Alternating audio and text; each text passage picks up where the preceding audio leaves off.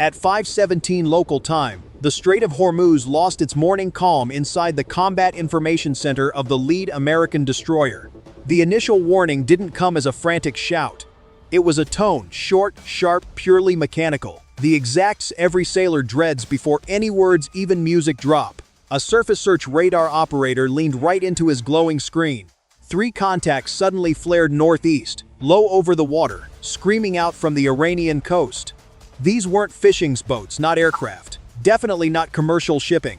Their tracks were way too clean, too fast, perfectly direct. Seconds later, the AEGIS combat system started chewing through the data. Speed, bearing, altitude, flight path, and probability of impact. On the main tactical display, 3 thin lines sliced across the Strait of Hormuz like knives. The first track angled music right for the lead destroyer. The second bent sharply toward the cruiser holding the formation's center. The third flew much lower, flatter, aimed dead at the trailing support ship. 3 missiles, 3 United States Navy ships, 0 time to panic. The watch officer called it out, his voice totally flat. Vampires inbound, multiple tracks bearing northeast. Across the ship, the general alarm screamed. Passageways that were dead silent seconds ago exploded with movement. Sailors rushed, focused, and deliberate. Boots pounded steel decks, hatches slammed, watertight doors sealed. Damage control teams snatched up gear. Weapons crews bolted to their assigned stations. Inside the Combat Information Center, nobody dared look away from the screens. The captain strode onto the bridge and took exactly one look at the display. No yelling, no dramatic music speeches, just a sharp, simple command, set condition 1. The destroyer shifted posture in mere seconds. Forward sensors aggressively tightened their scan. Electronic warfare systems sparked to life. Fire control teams locked onto defensive tracks. Up on the weather deck, the 5-in gun mount pivoted a few degrees, totally deliberate. Meanwhile, the vertical launch system stayed hidden away beneath heavy steel covers. The warship wasn't firing music yet, but it was wide awake. Outside, the Strait of Hormuz remained pitch black, trapped in that eerie hour right before music dawn. Massive oil tankers pushed through crucial lanes miles away. From the surface, the water looked completely calm. Nothing out there felt like a war zone, but inside the American formation, every single system knew better. The heavy cruiser holding the group's center confirmed the exact same deadly picture. 3 incoming missile tracks, low altitude, high speed, highly probable anti-ship profile. The trailing support ship was much slower, way less maneuverable. It began turning slightly to open its defensive angle. The entire formation spread out just enough to deny them one clean target. No panic, poor procedure. At 5:18, the first bridge-to-bridge transmission hit the international distress and hailing frequency. Unidentified missile launch, activity detected coming off your coastline. United States Navy vessels are operating in international waters. Cease hostile action immediately. 0 response. They repeated the message. Still nothing. The missiles just kept coming. Back in the Combat Information Center, the AEGIS system kept aggressively building its intercept solution. The lead destroyer's spy radar locked hard onto the highest confidence track. The cruiser grabbed the second. That third track remained the real problem. It was flying much lower than the others, dropping dangerously close to the sea, using the chaotic clutter of waves to hide. The radar operator squinted at the screen. That third track, sea-skimming, flashing on and off. The whole room's mood instantly flipped. Sea-skimming missiles aren't just blindingly fast. They are built to pop up late, drop off radar, and leave you mere seconds to react. It hugs the deck, forcing radar systems to fight ocean spray, heavy glare, and the Earth's actual curve. The captain shot a tense look at his tactical officer. Time to first intercept. 4 minutes 30 seconds. 4 minutes flat. That is all the fleet had before the first weapons smashed into their defensive zone. At 5:19, electronic warfare teams started flooding the sky with absolute confusion. Heavy jamming signals blasted outward. Decoys powered up. Chaff launchers locked in. Every vessel instantly shared live data, stitching together a single massive radar picture of the incoming strike. If one ship spotted a threat, all 3 knew it. That is the major difference between sitting ducks and a unified U.S. Navy strike group. The lead Iranian missile pitched up, then slammed back down. It was actively hunting. Number 2 started banking hard, trying to open a better attack angle on the cruiser. The third stayed dead flat, locking its sights straight on the weakest ship in the formation. The cruiser called weapons free for defensive fire. The destroyer immediately followed suit. At 5:20, the captain issued the order that flipped this standoff straight into survival mode. Engage all inbound threats.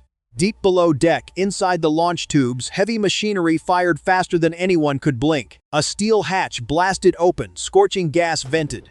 Then, the first American interceptor ripped out of the hull on a massive pillar of fire. An SM-2 missile punched into the morning sky, banking sharply toward the Iranian threat. The cruiser launched a second music interceptor right behind it. Then a third screamed across the strait. The morning silence shattered. On radar, all three incoming missiles just kept chewing up distance. American interceptors climbed fast to meet them, steered by the fleet's own sensors. Raw math and pure human instinct boiled down to one single choice. The bridge went dead silent. Nobody dared ask what would happen if those interceptors actually missed their mark. Because they already knew. If one got through, steel would meet fire at hundreds of miles per hour. A destroyer could lose radar, lose its engines, or lose the ability to defend the fleet. And here in the Strait of Hormuz, a single crippled music could choke this vital waterway into a global crisis within minutes. At 5:21, that first intercept countdown flashed across the main tactical screen. 10 seconds. 9. The lead destroyer held steady. The cruiser kept its hard lock. The supply ship kept turning, slow but agonizingly steady, dragging its stern away from the incoming threat. Then, a massive explosion flashed just beyond the horizon, too far out to see from the deck but easily bright enough to paint a massive glowing bloom across the infrared sensors.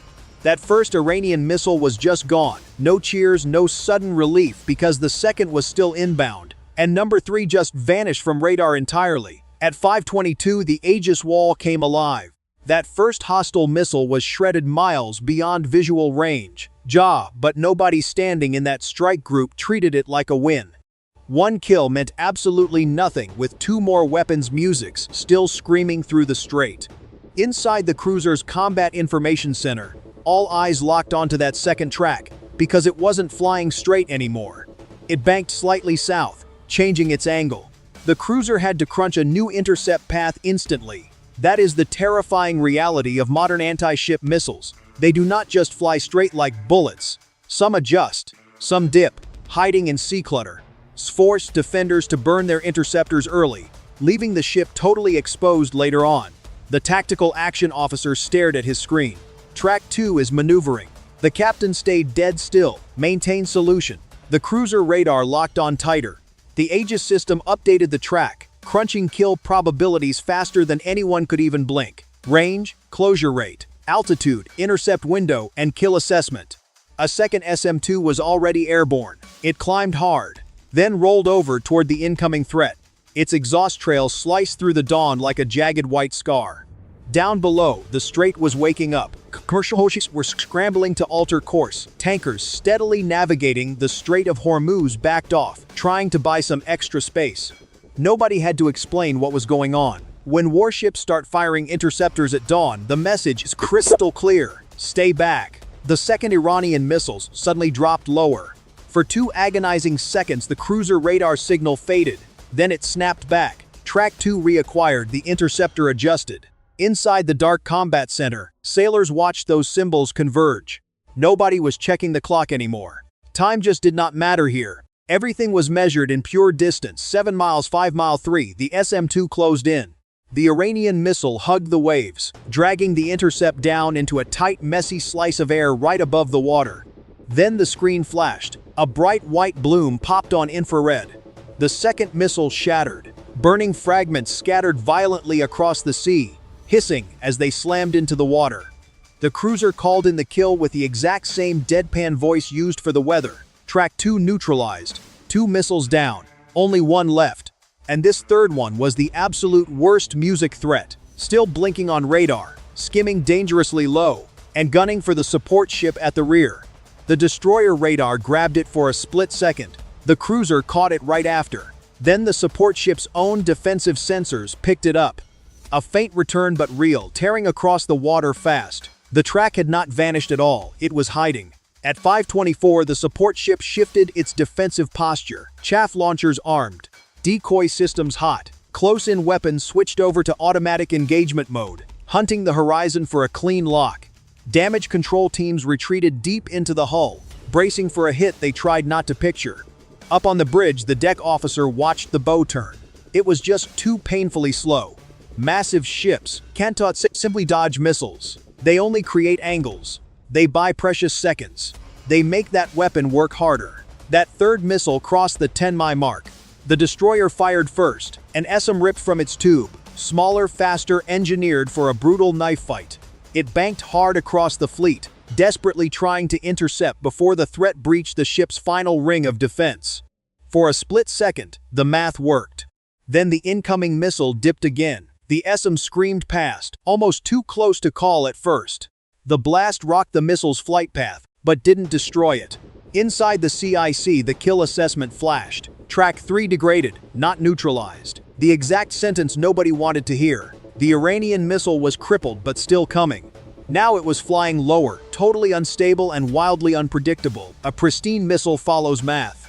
A wounded missile can tumble, music overcorrect, or just snap apart at the absolute worst second.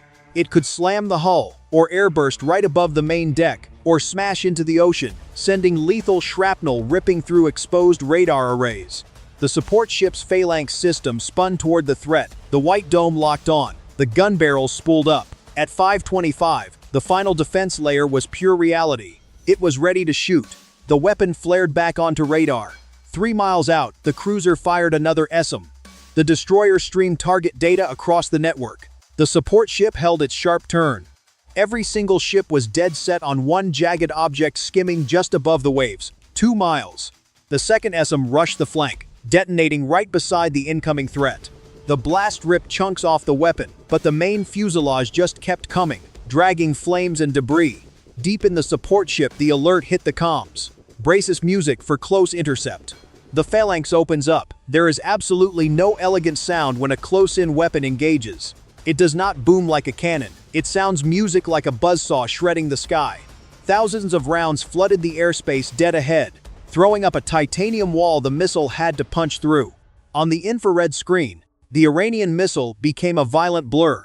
Then, it completely vanished in a flash of blinding white heat. 1 heartbeat later, twisted music metal slammed the water off the starboard bow. The shockwave hammered the entire ship. Sailors felt the sheer violence through the deck. Sea spray shot way above the bridge windows. Burning fragments hissed into the dark water and died. For 3 heavy seconds, dead silence. Then, the damage music reports started hitting. No hull breach, no flooding. Minor topside scrapes, but the ship is still fighting. The third missile died, but the Strait of Hormuz was anything but quiet. At 5:27, the destroyer's electronic warfare team caught a new signal pulsing from the Iranian coast. Not an airborne missile, a heavy fire control radar. Active pinging searching for a lock. The tactical screen shifted again. The captain locked eyes on the display. Iran shot once. And now, hidden on that jagged coastline, another lethal system was waking up. At 5:27, the entire battlefield music shifted. The incoming missiles were gone. The ocean around the fleet was still boiling violently from that last intercept. Wreckage drifted off the support ship's starboard bow, black scorched metal bobbing in the heavy chop. Damage control crews were sprinting through the upper decks, inspecting antennas, shredded wiring, radar mounts, and heavy blast doors. The strike group was alive, but this nightmare was far from over. Inside the lead destroyer's combat room, the electronic warfare officer locked onto a strange new signal. Not flying, not moving, not civilian radio. A dedicated fire control radar had just powered up on the Iranian shore.